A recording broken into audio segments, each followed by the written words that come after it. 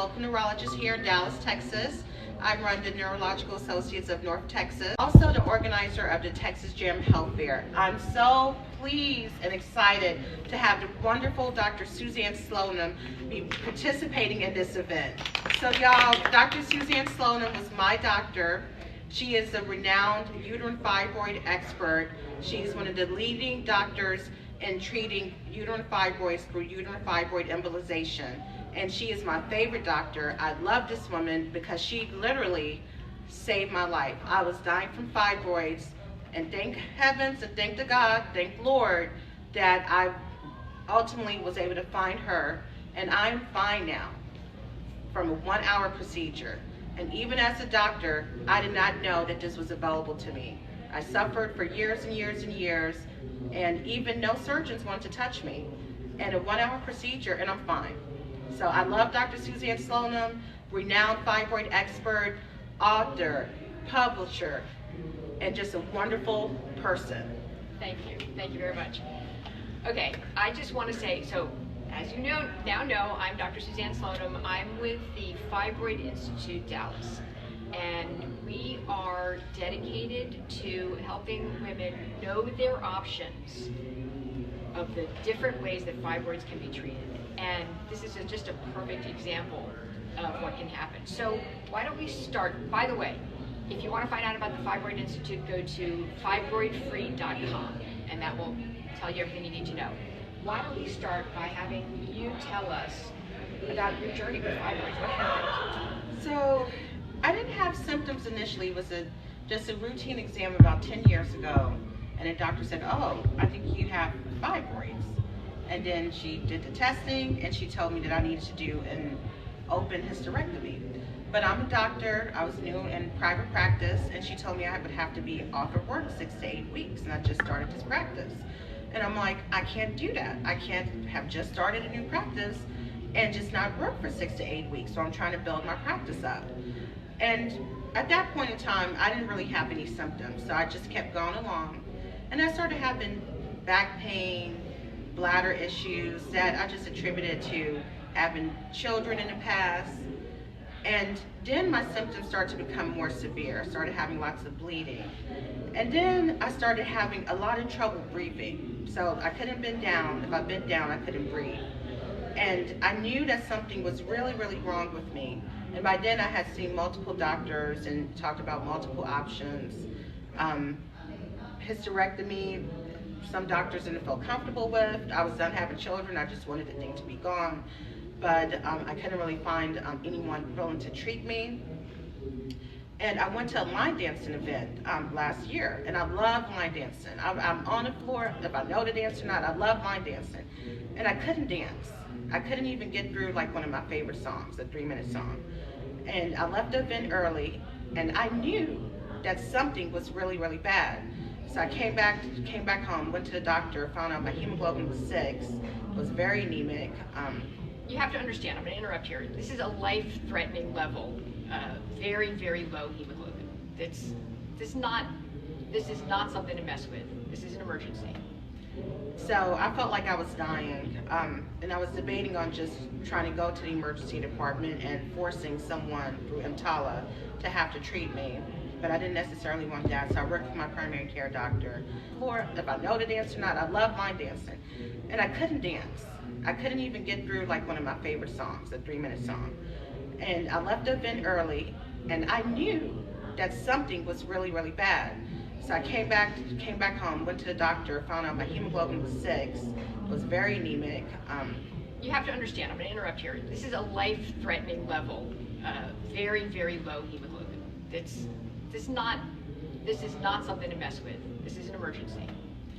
So I felt like I was dying, and I was debating on just trying to go to the emergency department and forcing someone through EMTALA to have to treat me. But I didn't necessarily want that, so I worked with my primary care doctor to try to get the anemia treated, at least so it was a more stable level. My practice really suffered. I couldn't work. I couldn't breathe. I couldn't think. I couldn't walk. My employees, they had to come bring me water, help me to the bathroom. It was terrible. And, I'm still, I had every big center here in Dallas, Baylor, UT Southwestern, Presby. And so I'm making the rounds, just begging someone to help me. And, you know, I have to appreciate the doctor who called Dr. Slonim up and talked about my case. She saw me right away. And I'm like, she said she could help me. And I just cried because no one else said they could help me. You're going to cry again. And I'm going to cry. And I cried. I'm like, you can? And I was so, so happy. And so she got me in. And no lie, I felt better as soon as I got off the table. Like, she had to run to catch me because I was able to bend down for the first time in years without having trouble breathing. That's how quickly it worked. I was like, is this placebo effect? And I Googled it, and it said that you can notice symptoms right after that you can notice symptom improvement right after the procedure. Okay, wait, let me just, I do want to manage expectations. That's unusual. Women who have really bad fibroids, like she did, they do feel immediate improvement, but usually it takes several weeks to start noticing improvement. But women who have it really, really bad, yes, they can notice immediately. I could bend down for the first time in like years. I've heard that before. So, I mean, I'm not saying that all of my symptoms went away, you know, all the bleeding didn't go away, but I could bend down. And that was like such a big thing for me that I was able to bend down to like take off my shoes because I couldn't do that before. So, I mean, I noticed that improvement right away. And then over the upcoming weeks, the bleeding stopped. I started feeling better. I was able to start line dancing again. I was able to start working full time in my practice again because, I mean, I was canceling the clinic all the time, and you know, I had got down to the part where I was barely working part time. It was terrible. But I was able to start to go back to work full time, line dance, and I would not have been able to organize this event, the Texas Gym Health Fair, if I hadn't had this procedure. There's no way I could have did it. Let me ask you, is there anything that surprised you about the procedure? It's so easy.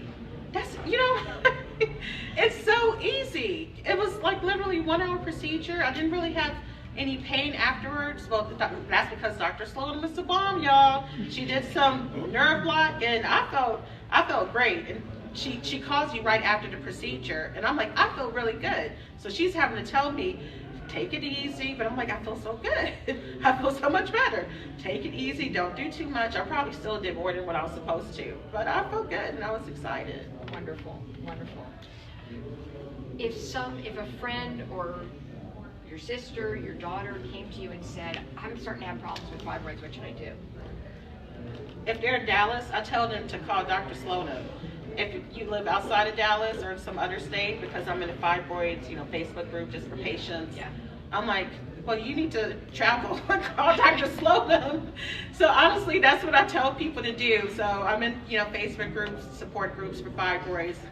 My journey is over, but I still want to help other women, because if I didn't know as a doctor, then that means there's lots of other women who don't know. There are so many women who don't know that fibroids are a thing, and I'll tell you, we're at this line dancing event right now, which is a wonderful event, and it's Juneteenth weekend. Yes. And so, in particular, I want to point out, excuse me, 80% of black women have fibroids, and I cannot tell you how many young black women I talk to who have no idea about fibroids, and it's something you need to know because this is part of your health situation. Now, I don't want everyone to get alarmed, but 80% of black women have fibroids, but only 20% of women with fibroids have symptoms, and so they're not always a big problem. And the point is to know that they're there, and if they start getting to a size where they're going to cause problems, then you want to deal with them beforehand. And you want to know what your options are. That's my biggest thing. You need to know your options. There's lots of ways to treat fibroids. And it's not always a hysterectomy. Sometimes it is, but sometimes it's not. And you need to find a doctor who will work with you and listen to what you have to say and make a decision with you and with your other doctors about what's the best option for you. So, what are the symptoms of fibroids, Dr. Slonim? I'm glad you asked me that. You listed several of them. So the most common one probably is heavy bleeding, bad cramping, Okay, so right there, a lot of women have heavy bleeding and bad cramping, and they go to their doctor and they say, oh, that's just normal. That's part of being a woman. That's the way it is.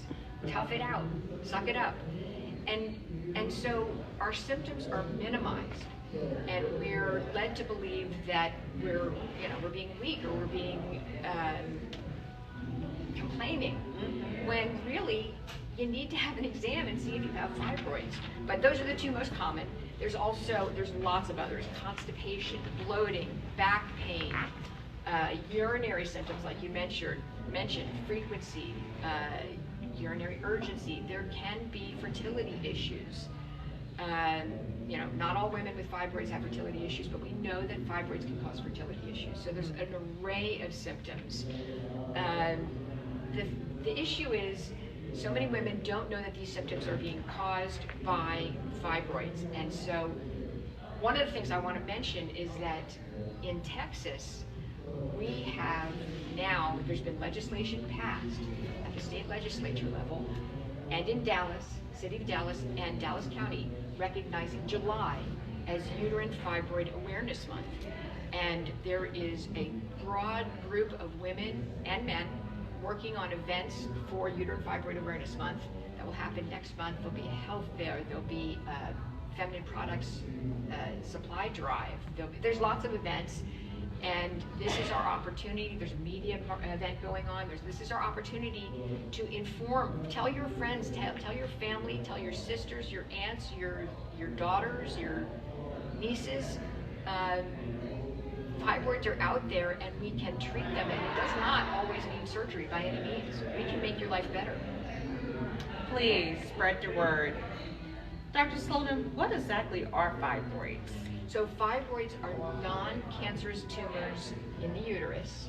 They are made of muscle cells and connective tissue, and they're just lumps of like muscle, fibrous muscle, that grow and expand. They're fed by estrogen, and so they don't start until you start having periods, because that's when your estrogen levels start.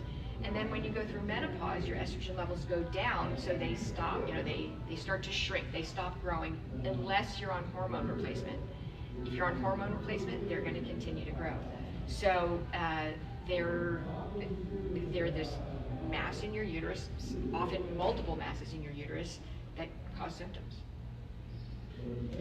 Can fibroids be prevented, Dr. Slonim? We really don't know the answer to that. We know that there are several things that make the risk higher and several things that make the risk lower. So things that make the risk higher, number one is being Black. Okay? Black women have the highest risk of having uterine fibroids. Being overweight is a risk factor, because estrogen is made by the ovaries, but estrogen is also made in fat cells. So women who carry around a little extra love, they've got extra estrogen, and so they're feeding their fibroids more. Stress is a risk factor. High sugary foods are a risk factor. Vitamin D deficiency is probably the easiest risk factor to reverse, okay? So many American women are vitamin D deficient. Vitamin D deficiency is much higher in Black women than it is in white women. Vitamin D deficiency is a known risk factor for fibroids. Hair relaxer is a risk factor. Hair relaxer has a chemical in it that mimics estrogen. So it's been shown that for women who've used hair relaxer long term, the more number of years you used it and the number of scalp burns you've gotten, the higher your risk of fibroids. So there's lots of things. Things that you can do to prevent it. Less red meat. Red meat has estrogen-like chemicals in it. So fruits and vegetables are protective. Things that lower your stress are protective. Exercise is protective. There's been studies shown that women who are on an exercise program are less likely to form new fibroids. So there's some things that it's hard to get rid of fibroids once you have them. But if you get rid of them, there's some things that you can absolutely do to decrease the risk of them coming back. Well, that's good information that I didn't even know. Yeah. Vitamin D deficiency, exercise. Thank you, Dr. Slonim. You're welcome. What are the different ways fibroids can be treated, Dr. Slonim? So there's lots of ways fibroids can be treated. I'm going to go from the least invasive to the most invasive, okay? So from the least invasive way, if your fibroid symptoms are that you're having irregular periods, or sometimes even just heavy periods, there are birth control pills that you can go on that will help regulate that. Okay? It's not likely to shrink your fibroids, but it can help regulate your periods. If you want to shrink your periods, there are medicines you can take. If you want to shrink your fibroids, there are medicines that you can take that sort of put you into a menopause state. And they will shrink your fibroids, but they'll also give you menopause symptoms. They'll give you hot flashes, night sweats, mood swings, vaginal dryness, decreased libido. And those are not well tolerated, and so this is not a good long-term solution. There are some new medicines that have come out that can treat fibroid symptoms, and they give you some other hormones to minimize the menopause symptoms. They work pretty well. There's Orion, and there's another one, I can't remember. They're good medicines, but they can only be used for 24 months. After that, the risks of them are too high. Part of menopause is you have bone loss, and so you can get osteoporotic if you stay on it more than 24 months. Next would be something like an endometrial ablation. That's where a gynecologist puts a device in your uterus and destroys the lining. That's the part that bleeds. So when it heals, it forms scar tissue, and the scar tissue bleeds a lot less than the normal endometrium. So that can help some women. For some women, particularly if there's lots of fibroids, it doesn't work as well. I had that. It didn't do anything. Yeah, there you go. There you go. Next, I would say, in terms of invasiveness, would be the UFE, the uterine fibroid embolization, where we feed a tube into the blood vessel down to the blood supply to the fibroids, and we block it from the inside. Okay, we cut off the blood supply to the fibroids. They die, they shrink, and 90% of the time it takes care of all the symptoms. It's a great procedure. It will treat all the fibroids at once. Next is myomectomy. That's a surgery to remove the fibroids and leave the uterus in place. Okay, this is a difficult surgery to do, and so a lot of gynecologists can't do it or prefer not to do it. It's hard on the. It's difficult for the surgeon, it's hard on the patient. It's usually reserved for women who are trying to get pregnant, but as more women are saying, I don't want a hysterectomy, doctors are more willing to do it on women who aren't trying to get pregnant. You need to find a surgeon, a gynecologist who specializes in fibroid surgery, because it's not everyone can do it.